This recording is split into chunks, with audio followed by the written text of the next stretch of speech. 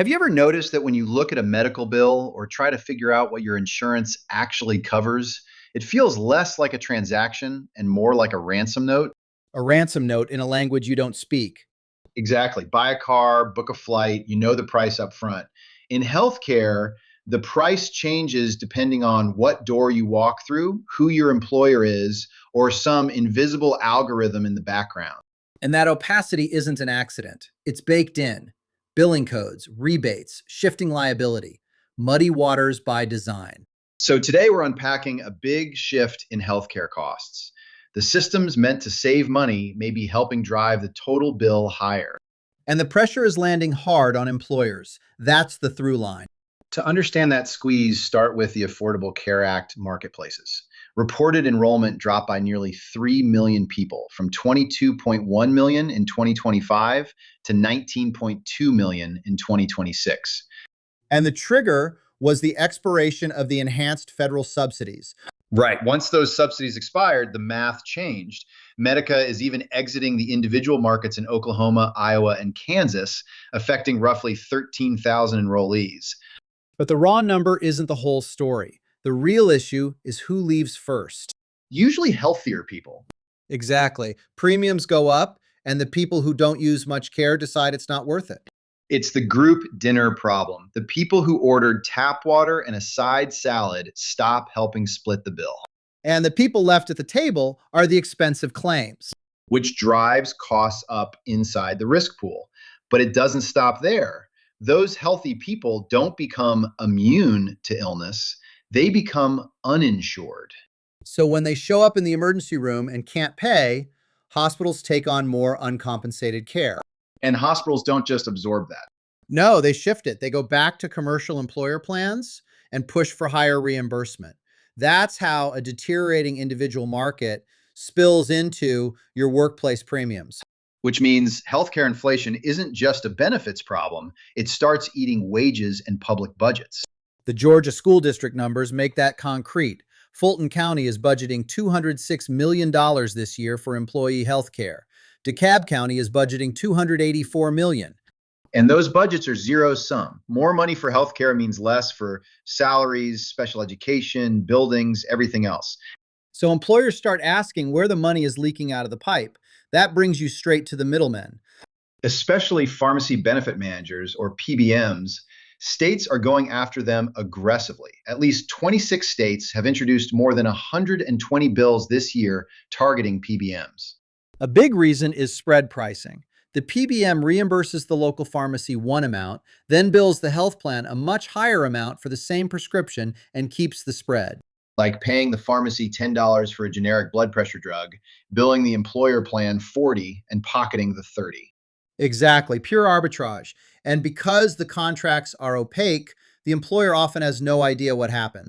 At the same time, the federal government is looking at hospital markups through the 340B program. CMS is proposing major cuts to Medicare payments for 340B acquired drugs, with estimated savings of $1.1 billion next year and up to $20 billion over a decade. The original intent of 340B was to help hospitals serving lots of low-income or uninsured patients by letting them buy drugs at steep discounts. But hospitals can buy at that discount, bill insurers at the higher standard rate, and keep the difference. So CMS is basically saying if you bought the drug cheaply, we aren't going to reimburse you like you paid full price. The obvious problem is cost shifting. If Medicare squeezes one side, hospitals may try to make it back on the commercial side. That's the systemic flaw. It's a closed loop. Which is why people are talking about structural fixes, not just little tweaks. And just to be clear, we're not endorsing any of these proposals. We're just laying out what appears in the source material. One set of ideas comes from the Paragon Health Institute. A major one is site-neutral payment. Meaning the same service should cost the same regardless of who owns the building. Right now, if an independent clinic does a routine echo or an injection, it may cost $200. If a hospital system buys that clinic, the exact same service in the exact same room can be billed at $800 because it's now a hospital outpatient department. Paragon also proposes capping the employer tax exclusion. Right now, if your employer pays $20,000 toward family premiums, you don't pay income tax on that compensation.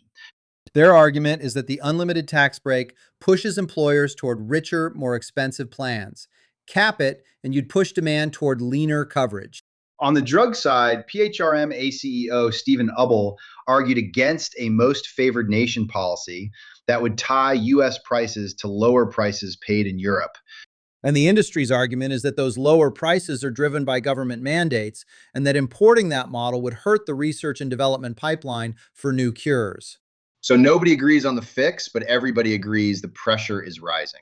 And it's getting combative. Elevance is suing CMS over a Medicare Advantage star ratings recalculation that it says cost the company $115 million. Those star ratings matter because plans that hit 4 stars or higher get major bonus payments. Miss the cutoff by a fraction, lose the bonus. That's the complaint. Congress is also advancing the Improving Seniors Timely Access to Care Act to crack down on prior authorization in Medicare Advantage. Which is that familiar mess where the doctor says a patient needs something and the insurer says, not so fast. So regulators are pressing middlemen, hospitals are pushing back, and insurers are suing over formulas. If you're an employer watching that circus, you don't wait around for a 10-year policy solution. You look for a workaround. Which is why direct contracting is getting attention. Employers bypass the traditional carrier and negotiate directly with hospital systems. The pitch is simple. I've got 5,000 employees. I'll send volume your way, but I want a flat, transparent rate. But here's the catch. Employers are trying to lock down medical costs just as the battleground is shifting from hospital care to pharmacy. The GLP-1 demand shock is the big example. These weight loss and diabetes drugs have moved into the mainstream. Medicare has launched a temporary GLP-1 bridge program covering weight loss drugs for the first time with a $50 monthly copay. That's a watershed moment. When Medicare normalizes coverage for obesity as a chronic condition rather than a lifestyle issue, employers feel pressure to follow. And the next shift is the drugs themselves. A phase 2 study for an oral GLP-1 candidate, or forglipron, showed up to 12.1% average weight loss after 36 weeks. And it's a pill, not a weekly injection. That matters. A lot of people will never self-inject. Taking a pill with morning coffee is a very different level of friction. Lower friction means broader adoption. So obesity medication starts moving from a niche, high-cost category toward a mass-market pharmacy category. Which shifts employer risk. It's not just about negotiating surgery prices anymore. It's about pharmacy utilization at scale. And that gets us to the idea tying all of this together, demand expansion. Technology is removing friction from the whole system, including billing. United Healthcare CEO Tim Noel said AI revenue cycle tools may actually increase service intensity and cost per encounter.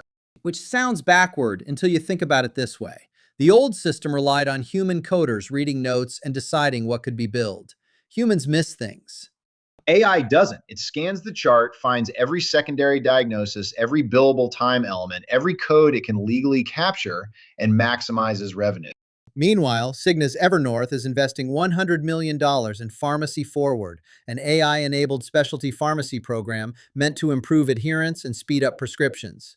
So on one side, AI helps providers bill more completely. On the other, it helps patients get medications faster. And that's the bottom line. The hidden cost driver here isn't just inflation, it's demand expansion. Everything gets easier to consume. GLP-1s move from injections to pills. Telehealth puts access on the phone. AI makes coding more complete. And when friction drops, utilization climbs. Employers can't model that very well because the volume of claims can surge before any promised efficiency savings show up. There's also a human risk. If the algorithm listens to the patient, drafts the note, suggests the diagnosis, and supports the billing, doctors may start leaning on it too hard. The machine says horse, and people stop looking for the zebra. Which is why the source material raises diagnostic stewardship. Meaning restraint. A trained human has to be willing to say no. Just because AI suggests a broad panel of expensive tests, and just because the software says those tests are reimbursable, doesn't mean they're medically necessary or useful. Diagnostic stewardship is the discipline of slowing the machine down. So why should any of this matter to somebody listening on the way to work?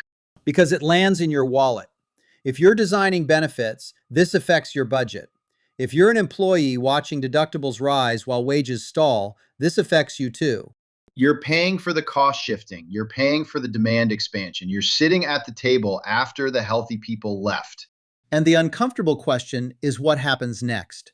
If diagnosis, prescribing, and billing all become easier, faster, and more automated, does healthcare start to feel less like a human practice and more like a subscription model?